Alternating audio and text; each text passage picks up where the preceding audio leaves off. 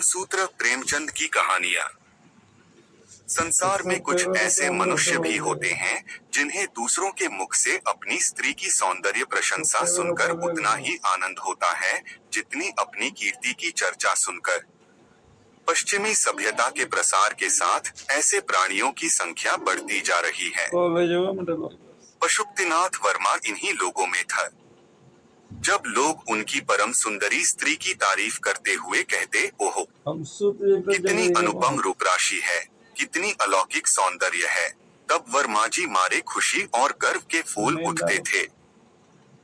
संध्या का समय था। मोटर तैयार खड़ी थी। वर्मा जी सैर करने जा रहे थे, किंतु प्रभा जाने को उत्सुक नहीं मालूम होती थी। वह एक कुर्सी पर बैठी हुई कोई उपन्यास पढ़ रही थी। वर्मा जी ने कहा, तुम तो अभी तक बैठी पढ़ रही हो। मेरा तो इस समय जाने को जी नहीं चाहता। नहीं प्रिय, इस समय तुम्हारा न चलना सितम हो जाएगा। मैं चाहता हूँ कि तुम्हारी इस मधुर छवि को घर से बाहर भी तो लोग देखें। जी नहीं, मुझे यह लालसा नहीं है। मेरे रूप की शोभा केवल तुम्हारे लिए है और तुम्ही को दिखाना चाहती हूँ। नहीं, मैं इतना स्वार्थांध नहीं हूँ। जब तुम सैर करने निकलो, मैं लोगों से यह सुनना चाहता हूँ कि कितनी मनोहर छवि है। पशुपति कितना भाग्यशाली पुरुष है। तुम चाहो, मैं नहीं चाहती। तो इसी बात पर आज मैं कहीं नहीं जाऊंगी। तुम भी मत जाओ, हम दोनों अपने ही बाग में टहलेंगे। तुम हौस के किनारे हरी घास पर लेट जाना, मैं तुम्हें वीणा बजाकर सुनाऊंगी। तुम्हारे लिए फूलों का हार बनाऊंगी, चांदनी में तुम्हारे साथ आंख मिचौनी खेलूंगी। नहीं नहीं प्रभा, आज हमें अवश्य चलना पड़ेगा। तुम कृष्णा से आज मिलने का वादा कर आई हो। वह बैठी हमारा रास्ता देख रही होगी। हमारे न जाने से उसे कितना दुख होगा। हाय, वही कृष्णा, बार बार वही कृष्णा। पति के मुख से नित्य यह नाम चिंगारी की भांति उड़कर प्रभा को जलाकर भस्म कर देता था। प्रभा को अब मालूम हुआ कि आज ये बाहर जाने के लिए क्यों इतने उत्सुक हैं। इसीलिए आज इन्होंने मुझसे केशों को संवारने के लिए इतना आग्रह किया था। वह सारी तैयारी उसी उल्टा कृष्णा से मिलने के लिए थी। उसने दृढ़ स्वर में कहा, तुम्हें जाना हो जाओ, मैं न जाऊंगी। वर्मा जी ने कहा, अच्छी बात है, मैं ही चला जाऊंगा।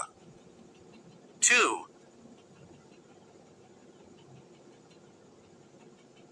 पशुपति के जाने के बाद प्रभा को ऐसा जान पड़ा कि वह बाटिका उसे काटने दौड़ रही है।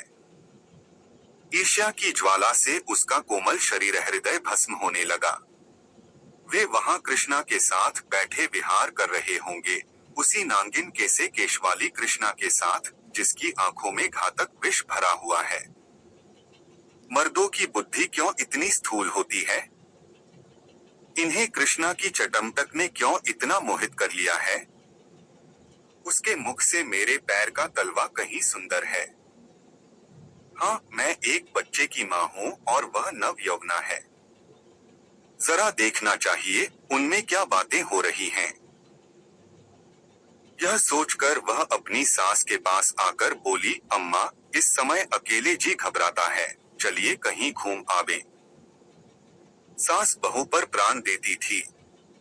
चलने पर राजी हो गई। गाड़ी तैयार करा के दोनों घूमने चली। प्रभा का श्रृंगार देखकर भ्रम हो सकता था कि वह बहुत प्रसन्न है, किंतु उसके अंतस्तल में एक भीषण ज्वाला दहक रही थी। उसे छिपाने के लिए वह मीठे स्वर में एक गीत गाती जा रही थी। गाड़ी एक सुरमय उपवन में उड़ी जा रही थी। सड़के के दोनों ओर विशाल वृक्षों की सुखद छाया पड़ रही थी। गाड़ी के कीमती घोड़े गर्व से पूंछें और सिर उठोए टप टप करते जा रहे थे। आहा! वह सामने कृष्णा का बंगला आ गया, जिसके चारों ओर गुलाब की बेल लगी हुई थी। उसके फूल उस समय निर्दय कांटों की भांति प्रभा के हृदय में चुभने लगे। उसने उड़ती हुई निगाह से बंगले की ओर ताका।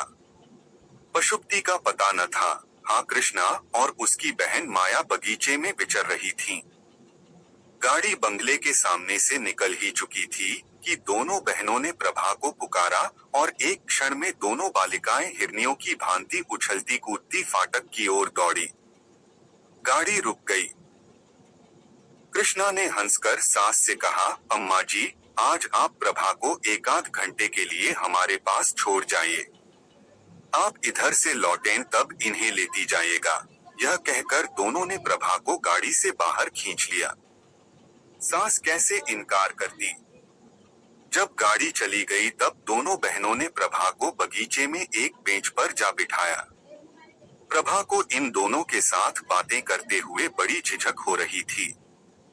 वह उनसे हंसकर बोलना चाहती थी, अपने किसी बात से मन का भाव प्रकट नहीं करना चाहती थी, किंतु हृदय उनसे खिंचा ही रहा। कृष्णा ने प्रभा की साड़ी पर एक तीव्र दृष्टि डालकर कहा, बहन, क्या यह साड़ी अभी ली है? इसका गुलाबी रंग तो तुम पर नहीं खिलता। कोई और रंग क्यों नहीं लिया? प्रभा उनकी पसंद है, मैं क्या करती। दोनों बहनें ठट्ठा मारकर हंस पड़ी। फिर माया ने कहा, उन महाशय की रुचि का क्या कहना, सारी दुनिया से निराली है। अभी इधर से गए हैं। सिर पर इससे भी अधिक लाल पगड़ी थी। सहसा पशुपति भी सैर से निकलता हुआ सामने से निकला। प्रभा को दोनों बहनों के साथ देखकर उसके जी में आया कि मोटर रोक ले।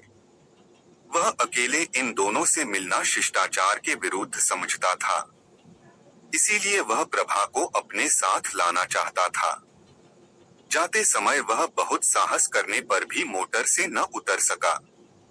प्रभा को वहां देखकर इस सुवार से लाभ उठाने की उसकी बड़ी इच्छा हुई।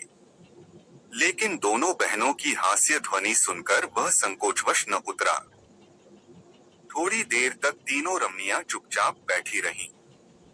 तब कृष्णा बोली, पशुपति बाबू यहाँ आना चाहते हैं, पर शर्म के मारे नहीं आए।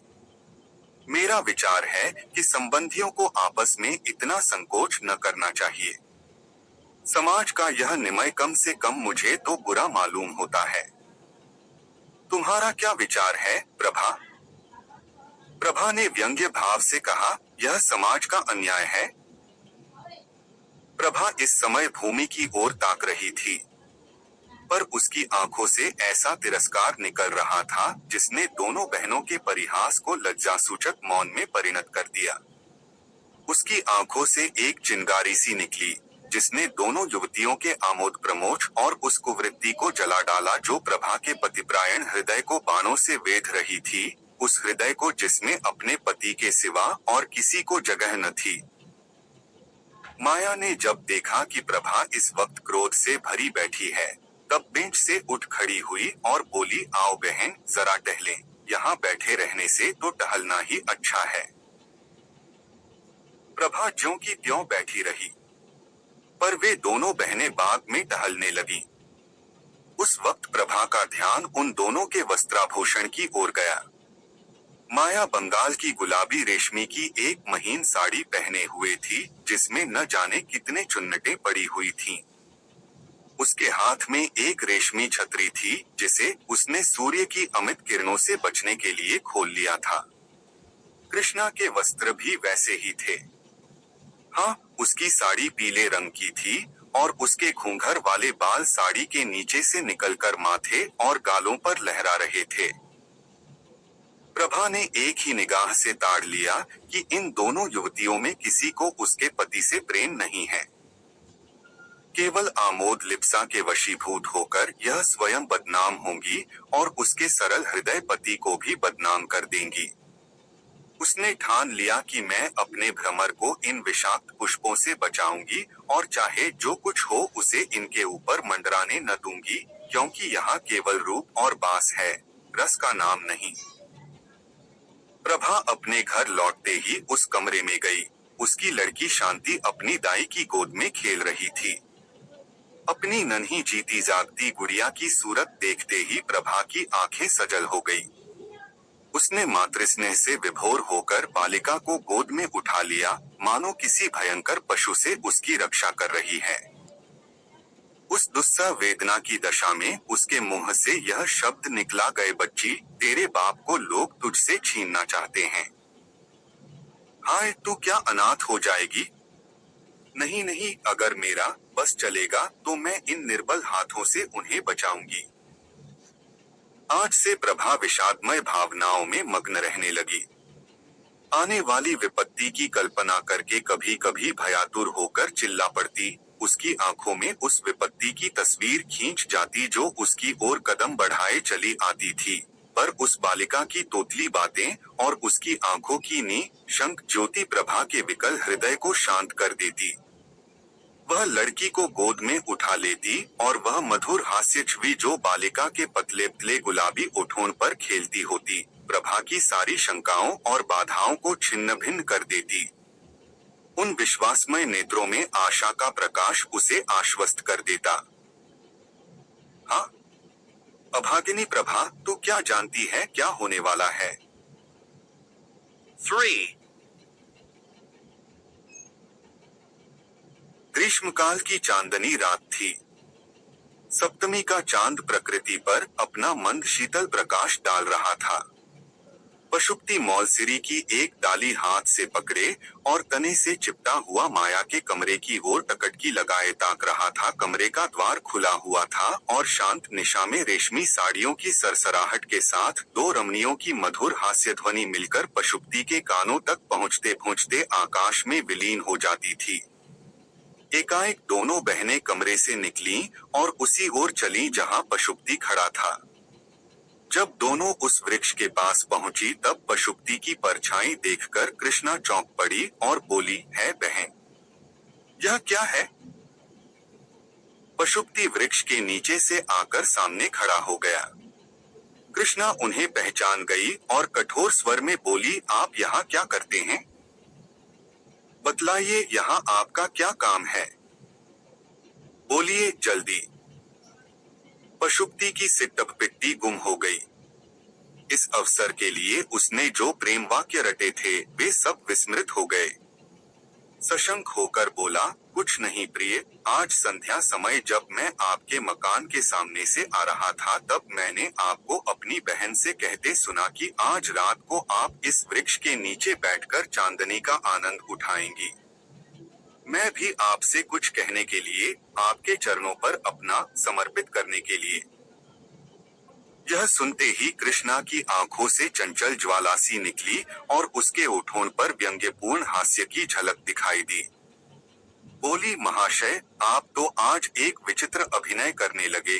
कृपा करके पैरों पर से उठिए और जो कुछ कहना चाहते हो जल्द कह डालिए और जितने आंसू गिराने हो 1 सेकंड में गिरा दीजिए। मैं रुक रुक कर और घिघिया कर बातें करने वालों को पसंद नहीं करती।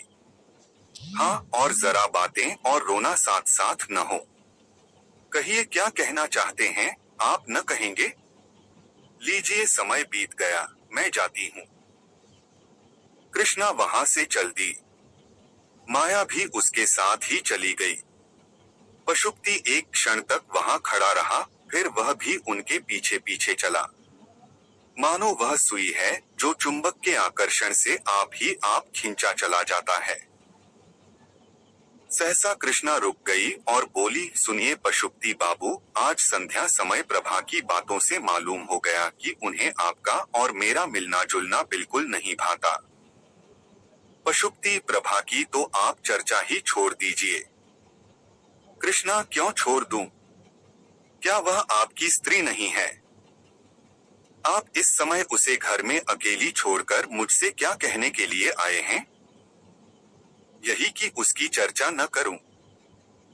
पशुपति जी नहीं, यह कहने के लिए कि अब वह विरहाग्नि नहीं सही जाती। कृष्णा ने ठट्ठा मारकर कहा, आप तो इस कला में बहुत निपुण जान पड़ते हैं। प्रेम, समर्पण, विरहाग्नि, यह शब्द आपने कहाँ सीखे? पशुपति, कृष्णा, मुझे तुमसे इतना प्रेम है कि मैं पागल हो गया हूँ। कृष्णा, तुम्हें प्रभा से क्यों प्रेम नहीं है? पशुपति मैं तो तुम्हारा उपासक हूँ। कृष्णा लेकिन यह क्यों भूल जाते हो कि तुम प्रभा के स्वामी हो? पशुपति तुम्हारा तो दास हूँ। कृष्णा मैं ऐसी बातें नहीं सुनना चाहती। पशुपति तुम्हें मेरी एक एक बात सुननी पड़ेगी। तुम जो चाहो वह करने को मैं तैयार हूँ। कृष्णा अगर यह बातें कहीं वह सुन ले तो? पशुपति सुन ले तो सुन ले। मैं हर बात के लिए तैयार हूँ। मैं फिर कहता हूँ कि अगर तुम्हारी मुझ पर कृपा दृष्टि न हुई तो मैं मर जाऊंगा। कृष्णा तुम्हें यह बात करते समय अपनी पत्नी का ध्यान नहीं आता? पशुपति मैं उसका पति नहीं होना चाहता। मैं तो तुम्हारा दास होने के लिए बनाया गया हूँ। वह सुगंध जो इस समय तुम्हारी गुलाबी साड़ी से निकल रही है, मेरी जान है। तुम्हारे ये छोटे छोटे पाँव मेरे प्राण हैं। तुम्हारी हंसी, तुम्हारी छवि, तुम्हारा एक एक अंग मेरे प्राण हैं। मैं केवल तुम्हारे लिए पैदा हुआ हूँ। कृष्णा भाई अब तो सुनते सुनते कान भर गए। यह व्याख्यान और यह गद्य काव्य सुनने के लिए मेरे पास समय नहीं है। आओ माया, मुझे तो सर्दी लग रही है। चलकर अंदर बैठे। यह निष्ठुर शब्द सुनकर पशुपति की आंखों के सामने अंधेरा छा गया। मगर अब भी उसका मन यही चाहता था कि कृष्णा के पैरों पर गिर पड़े और इससे भी करुण शब्दों में अपने प्रेम कथा सुनाए। किंतु दोनों बहनें इतनी देर में अपने कमरे में पहुंच चुकी थीं और द्वार बंद कर लिया था। पशुपति के लिए निराश घर लौट आने के सिवा कोई चारा न रह गया। कृष्णा अपने कमरे में जाकर थकी हुई सी एक कुर्सी पर बैठ गई और सोचने लगी, कहीं प्रभा सुन ले तो बात का बतंगड़ हो जाए, सारे शहर में इसकी चर्चा होने लगे और हमें कहीं मुंह दिखाने को जगह न रहे। और यह सब एक जरा सी दिल्लगी के कारण पर पशुपति का भ्रम सच्चा है, इसमें संदेह नहीं। वह जो कुछ कहता है अंतःकरण से कहता है। अगर मैं इस वक्त जरा सा संकेत कर दूं तो वह प्रभा को भी छोड़ देगा। अपने आपे में नहीं है। जो कुछ कहूँ वह करने को तैयार है। लेकिन नहीं प्रभा डरो मत, मैं तुम्हारा सर्वनाश न करूंगी। तुम मुझसे बहुत नीचे हो, यह मेरे अनुपम सौंदर्य के लिए गौरव की बात नहीं कि तुम जैसी रूपविहीना से बाजी मार ले जाऊं। अभागे पशुपति तुम्हारे भाग्य में जो कुछ लिखा था वह हो चुका। तुम्हारे ऊपर मुझे दया आती है, पर क्या किया जाए। एक खत पहले हाथ पड़ चुका था। यह दूसरा पत्र था जो प्रभा को पतिदेव के कोट की जेब में मिला। कैसा पत्र था, इसे पढ़ते ही प्रभा की देह में एक ज्वाला सी उठने लगी। तो यूं कहिए कि ये अब कृष्णा के दो चुके, अब इसमें कोई संदेह नहीं रहा। अब मेरे जीने को धिक्कार है, जब जीवन में कोई सुख ही नहीं रहा तो क्यों न इस बोझ को उतार कर फेंक दूं। वही पशुपति जिसे कविता से लेशमात्र भी रुचि न थी, अब कवि हो गया था और कृष्णा को छंदों में पत्र लिखता था। प्रभा ने अपने स्वामी को उधर से हटाने के लिए वह सब कुछ किया जो उससे हो सकता था, पर प्रेम का प्रवाह उसके रोके न रुका और आज उस प्रवाह तके उसके जीवन की नौका निराधार वही चली जा रही है। इसमें संदेह नहीं कि प्रभा को अपने पति से सच्चा प्रेम था, लेकिन आत्मसमर्पण की तुष्टि आत्मसमर्पण से ही होती है। वह उपेक्षा और निष्ठुरता को सहन नहीं कर सकता। प्रभा के मन के विद्रोह का भाव जागृत होने लगा। उसके आत्माभिमान जाता रहा। उसके मन में न जाने कितने भीषण संकल्प होते, किंतु अपनी असमर्थता और दीनता पर आप ही आप रोने लगती। आह! उसका सर्वस्व उससे छीन लिया गया और अब संसार में उसका कोई मित्र नहीं, कोई साथी नहीं। पशुपति आजकल नित्य बनावसवार में मग्न रहता, नित्य नए नए सूट बदलता। उसे आईने के सामने अपने बालों को संवारते देखकर प्रभा की आंखों से आंसू बहने लगते। सारी तैयारी उसी दुष्ट के लिए हो रही है। यह चिंता जहरीले सांपन की भांति उसे डस लेती थी। वह अब अपने पति को प्रत्येक बात, प्रत्येक गति को सूक्ष्म दृष्टि से देखती। कितनी ही बातें जिन पर वह पहले ध्यान भी न देती थी, अब रहस्य से भरी हुई जान पड़ती। वह रात का न सोती, कभी पशुपति की जेब टटोलती, कभी उसकी मेज पर रखे हुए पत्रों को पढ़ती। इसी टोह में वह रात दिन पड़ी रहती। वह सोचने लगी, मैं क्या प्रेमवंचिता बनी बैठी रहूं? क्या मैं प्राणेश्वरी नहीं बन सकती? क्या इसे परित्यक्ता बनकर ही काटना होगा? आह निर्दयी, तूने मुझे धोखा दिया, मुझसे आंखें फेर ली। पर सबसे बड़ा अनर्थ यह किया कि मुझे जीवन का कलुषित मार्ग दिखा दिया। मैं भी विश्वासघात करके तुझे धोखा देकर क्या कलुषित प्रेम का आनंद नहीं उठा सकती? अश्रुधारा से सींचकर ही सही, पर क्या अपने लिए कोई वाटिका नहीं लगा सकती? वह सामने के मकान में घुघराले बालों वाला युवक रहता है और जब मौका पाता है, मेरी ओर सचेष्ट नेत्रों से देखता। क्या केवल एक प्रेम कटाक्ष से मैं उसके हृदय पर अधिकार नहीं प्राप्त कर सकती? अगर मैं इस भांति निष्ठुरता का बदला लूं तो क्या अनुचित होगा? आखिर मैंने अपना जीवन अपने पति को किस लिए सौंपा था? इसीलिए तो कि सुख से जीवन व्यतीत करूं, चाहूं और चाही जाऊं और इस प्रेम साम्राज्य की अधीश्वर बनी रहूं। मगर वे सारी अभिलाषाएं धूल में मिल गई। अब मेरे लिए क्या रह गया है? आज यदि मैं मर जाऊं तो कौन रोएगा? नहीं, घी के चिराग जलाए जाएंगे। कृष्णा हंसकर कहेगी, अब बस हम हैं और तुम। हमारे बीच में कोई बाधा, कोई कंटक नहीं है। आखिर प्रभा इन कलुषित भावनाओं के प्रवाह में बह चली। उसके हृदय में रातों को, निद्रा और आश्वहीन रातों को बड़े प्रबल वेग से यह तूफान उठने लगा। प्रेम तो अब किसी अन्य पुरुष के साथ कर सकती थी। यह व्यापार तो जीवन में केवल एक ही बार होता है। लेकिन वह प्राणेश्वरी अवश्य बन सकती थी और उसके लिए एक मधुर मुस्कान, एक बांकी निगाह काफी थी। और जब वह किसी की प्रेमिका हो जाएगी, तो यह विचार कि मैंने पति से उसकी बेवफाई का बदला ले लिया कितना आनंदप्रद होगा। तब वह उसके मुख की ओर कितने गर्व, कितने संतोष, कितने उल्लास से देखेगी। संध्या का समय था। पशुपति सैर करने गया था। प्रभा कोठे पर चढ़ गई और सामने वाले मकान की ओर देखा। घुंघराले बोलों वाला युवक उसके कोठे की ओर ताक रहा था। प्रभा ने आज पहली बार उस युवक की ओर मुस्कुराकर देखा। युवक भी मुस्कुराया और अपनी गर्दन झुकाकर मानो यह संकेत किया कि आपकी प्रेम दृष्टि का भिखारी हूँ।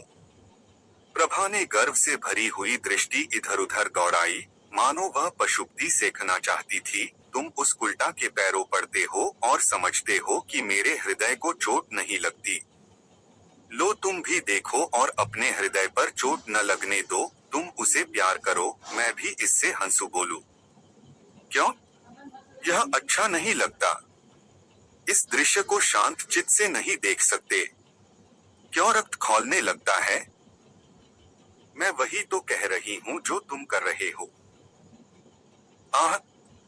यदि पशुपति को ज्ञात हो जाता कि मेरी निष्ठुरता ने इस सती के हृदय की कितनी कायापलट कर दी है, तो क्या उसे अपने कृत्य पर पश्चाताप न होता?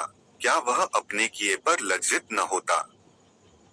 प्रभा ने उस युवक से इशारे में कहा, आज हम और तुम पूर्व वाले मैदान में मिलेंगे, और कोठे के नीचे उतर आई। प्रभा के हृदय में इस समय एक वही उत्सुकता थी जिसमें प्रतिकार का आनंद मिश्रित था। वह अपने कमरे में जाकर अपने चुने हुए आभूषण पहनने लगी। एक क्षण में वह एक फालसी रंग की रेशमी साड़ी पहने कमरे से निकली और बाहर जाना ही चाहती थी कि शांता ने पुकारा, अम्मा जी, आप कहाँ जा रहा है? मैं भी आपके साथ चलूंगी। प्रभा ने झट बालिका को गोद में उठा लिया और उसे छाती से लगाते ही उसके विचारों ने पलटा खाया। उन बाल नेत्रों में उसके प्रति कितना असीम विश्वास, कितना सरल स्नेह, कितना पवित्र प्रेम झलक रहा था। उसे उस समय माता का कर्तव्य याद आया। क्या उसकी प्रेमाकांक्षा उसके वात्सल्य भाव को कुचल देगी? क्या वह प्रतिकार की प्रबल इच्छा पर अपने मातृकर्तव्य को बलिदान कर देगी? क्या वह अपने क्षणिक सुख के लिए उस बालिका का भविष्य, उसका जीवन धूल में मिला देगी? प्रभा की आंखों से आंसू की 2 बूंदों गिर पड़ी। उसने कहा, नहीं, कदापि नहीं। मैं अपनी प्यारी बच्ची के लिए सब कुछ सह सकती हूँ। 5 1 महीना गुजर गया। प्रभा अपनी चिंताओं को भूल जाने की चेष्टा करती रहती थी, पर पशुपति नित्य किसी न किसी बहने से क्षणा की चर्चा किया करता। कभी कभी हंसकर कहता, प्रभा, अगर तुम्हारी अनुमति हो तो मैं कृष्णा से विवाह कर लूं। प्रभा इसके जवाब में रोने के सिवा और क्या कर सकती थी? आखिर एक दिन पशुपति ने उसे विनयपूर्ण शब्दों में कहा, खा कहूं प्रभा, उस रमणी की छवि मेरी आंखों से नहीं उतरती। उसने मुझे कहीं का नहीं रखा। यह कहकर उसने कई बार अपना माथा ठोका। प्रभा का हृदय करुणा से द्रवित हो गया। उसकी दशा उस रोगी की सी थी जो यह जानता हो कि मौत उसके सिर पर खेल रही।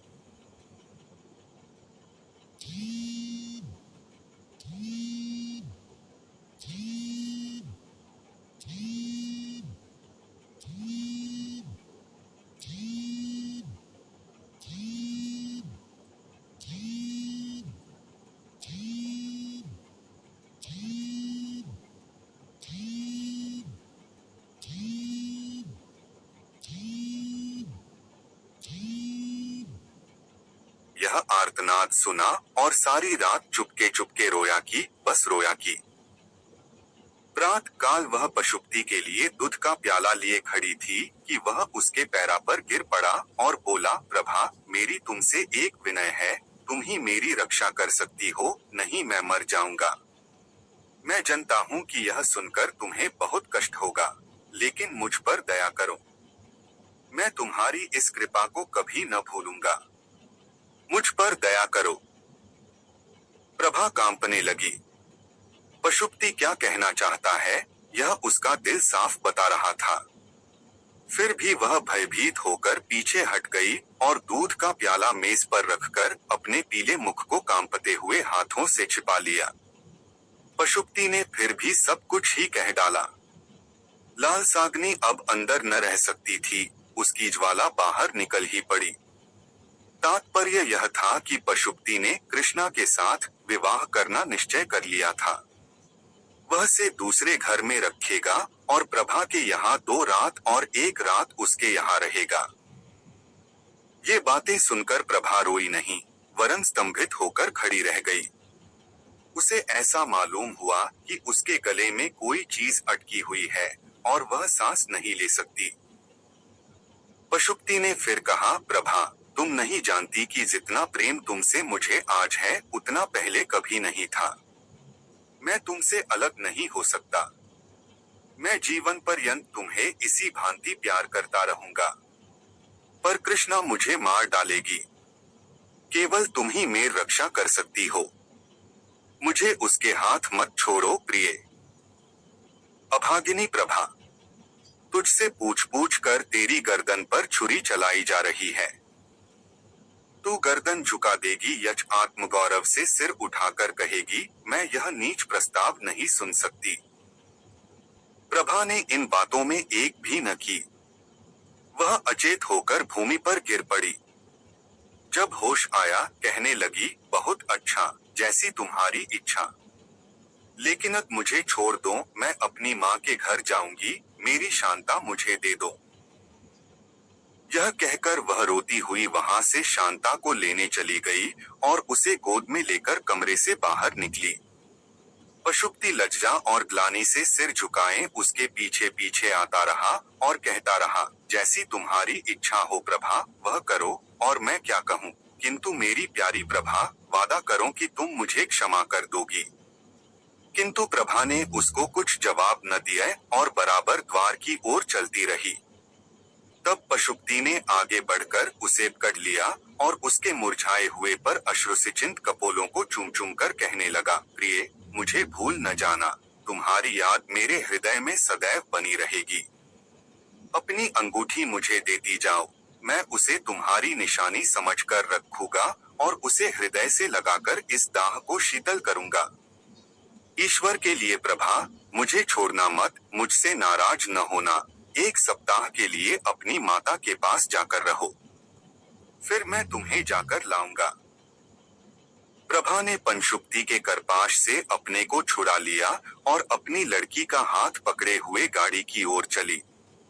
उसने पशुपति को न कोई उत्तर दिया और न यह सुना कि वह क्या कर रहा है। अम्मा, आप क्यों हंस रही है? कुछ तो नहीं बेटी। वह पीले पीले पुराने कागज तुम्हारे हाथ में क्या है? ये उस ऋण के पुर्जे हैं जो वापस नहीं मिला। ये तो पुराने खत मालूम होते हैं। नहीं बेटी। बात यह थी कि प्रभा अपनी 14 वर्ष की युवती पुत्री के सामने सत्य का पर्दा नहीं खोलना चाहती थी। हाँ, वे कागज वास्तव में एक ऐसे कर्ज के पुर्जे थे जो वापस नहीं मिला। ये वही पुराने पत्र थे जो आज एक किताब में रखे हुए मिले थे और ऐसे फूल की पशुड़ियां की भांति दिखाई देते थे जिनका रंग और गंध किताब में रखे उड़ गई हो, तथापि वे सुख के दिनों को याद दिला रहे थे और इस कारण प्रभा की दृष्टि में वे बहुमूल्य थे। शांता समझ गई कि अम्मा कोई ऐसा काम कर रही है जिसकी खबर मुझे नहीं करना चाहती और इस बात से प्रसन्न होकर कि मेरी दुखी माता आज अपना शोक भूल गई है और जितनी देर तक वह इस आनंद में मग्न रहे उतना ही अच्छा है, एक बहाने से बाहर चली गई। प्रभा जब कमरे में अकेली रह गई तब उसने पत्रों का फिर पढ़ना शुरू किया। आह, इन 14 वर्षों में क्या कुछ नहीं हो गया। इस समय उस विरहिणी के हृदय में कितनी ही पूर्व स्मृतियां जागृत हो गई, जिन्होंने हर्ष और शोक के स्रोत एक साथ ही खोल दिए। प्रभा के चले जाने के बाद पशुपति ने बहुत चाहा कि कृष्णा से उसका विवाह हो जाए, पर वह राजी न हुई। इसी नैराश्य और क्रोध की दशा में पशुपति एक कंपनी का एजेंट होकर यूरोप चला गया। तब फिर उसे प्रभा की याद आई। कुछ दिनों तक उसके पास से क्षमा प्रार्थना पूर्ण पत्र आते रहे, जिनमें वह बहुत जल्द घर आकर प्रभा से मिलने के वादे करता रहा और प्रेम के इस नए प्रवाह में पुरानी कटुताओं को जलमग्न कर देने के आशामय स्वप्न देखता रहा। पतिप्रायणा प्रभा के संतप्त हृदय में फिर आशा की हरियाली लहराने लगी, मुरझाई हुई आशालताएं फिर पल्लवित होने लगी। किंतु यह भी भाग्य की एक क्रीड़ा ही थी। थोड़े ही दिनों में रसिक पशुपति एक नए प्रेम जाल में फंस गया और तब से उसके पत्र आने बंद हो गए। इस वक्त प्रभा के हाथ में वही पत्र थे जो उसके पति ने यूरोप से उस समय भेजे थे जब नैराश्य का घाव हरा था। कितनी चिकनी चुपड़ी बातें थी, कैसे कैसे दिल खुश करने वाले वादे थे। इसके बाद ही मालूम हुआ कि पशुपति ने एक अंग्रेज लड़की से विवाह कर लिया है। प्रभा पर वज्रसा गिर पड़ा, उसके हृदय के टुकड़े हो गए, सारी आशाओं पर पानी फिर गए। उसका निर्बल शरीर इस आघात का सहन न कर सका। उसे ज्वर आने लगा और किसी को उसके जीवन की आशा न रही। वह स्वयं मृत्यु की अभिलाषिणी थी और मालूम भी होता था कि मौत किसी सर्प की भांति उसकी देह से लिपट गई है। लेकिन बुलने से मौत भी नहीं आती। ज्वर शांत हो गया और प्रभा फिर वही आशावे विहीन जीवन व्यतीत करने लगी। एक दिन प्रभा ने सुना कि पशुपति यूरोप से लौट आया है और वह यूरोपीय स्त्री उसके साथ नहीं है, बल्कि उसके लौटने का कारण वही स्त्री हुई है। वह औरत 12 साल तक उसकी सहयोगिनी रही, पर एक दिन एक अंग्रेज युवक के साथ भाग गई। इस भीषण और अत्यंत कठोर आघात ने पशुपति की कमर तोड़ दी। वह नौकरी छोड़कर घर चला आया। अब उसकी सूरत इतनी बदल गई थी, उसके मित्र लोग उससे बाजार में मिलते तो उसे पहचान न सकते थे। मालूम होता था कोई बूढ़ा कमर झुकाए चला जाता है। उसके बाल तक सफेद हो गए। घर आकर पशुपति ने एक दिन शांता को बुला भेजा। इस तरह शांता उसके घर आने जाने लगी। वह अपने पिता की दशा देखकर मन ही मन कुढ़ती थी। इसी बीच में शांता के विवाह के संदेश आने लगे, लेकिन प्रभा को अपने वैवाहिक जीवन में जो अनुभव हुआ था वह उसे इन संदेशों को लौटने पर मजबूर करता था। वह सोचती, कहीं इस लड़की की भी वही गति न हो जो मेरी हुई है। उसे ऐसा मालूम होता था कि यदि शांत का विवाह हो गया तो इस अंतिम अवस्था में भी मुझे चैन न मिलेगा और मरने के बाद भी मैं पुत्री का शोक लेकर जाऊंगी। लेकिन अंत में एक ऐसे अच्छे घराने से संदेश आया कि प्रभा उसे ना ही न कर सकी। घर बहुत ही संपन्न था, वर भी बहुत ही सुयोग्य। प्रभा को स्वीकार ही करना पड़ेगा, लेकिन पिता की अनुमति भी आवश्यक थी। प्रभा ने इस विषय में शुक्ति को एक पत्र लिखा और शांता के ही हाथ भेज दिया। जब शांता पत्र लेकर चली गई तब प्रभा भोजन बनाने चली गई।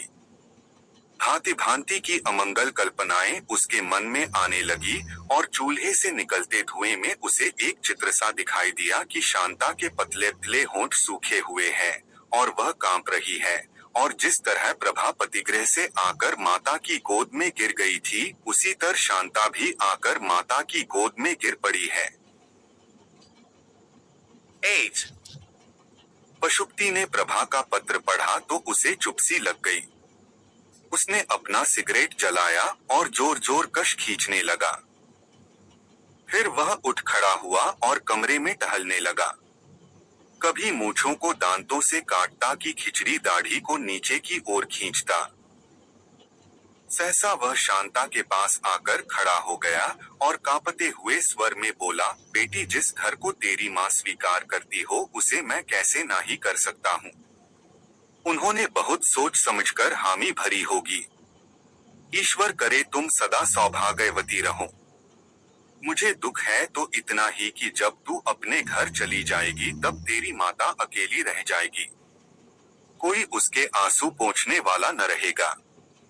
कोई ऐसा उपाय सोच कि तेरी माता का क्लेश दूर हो और मैं भी इस तरह मारा मारा न फिरूं। ऐसा उपाय तू ही निकाल सकती है। संभव है लज्जा और संकोच के कारण मैं अपने हृदय की बात तुझसे कभी न कह सकता, लेकिन अब तू जा रही है और मुझे संकोच का त्याग करने के सिवा कोई उपाय नहीं है। तेरी माँ तुझे प्यार करती है और तेरा अनुरोध कभी न टालेगी। मेरी दशा जो तू अपनी आंखों से देख रही है यही उनसे कह देना। जा, तेरा सौभाग्य अमर हो। शांता रोती हुई पिता की छाती से लिपट गई और यह समय से पहले बूढ़ा हो जाने वाला मनुष्य अपनी दुर्वासनाओं का दंड भोगने के बाद पश्चाताप और ग्लानि के आंसू बहा बहाकर शांता का केशराशि को भिगोने लगा। पतिपरायणा प्रभा क्या शांता का अनुरोध टाल सकती थी? इस प्रेम सूत्र ने दोनों भग्न हृदय को सदैव के लिए मिला दिया।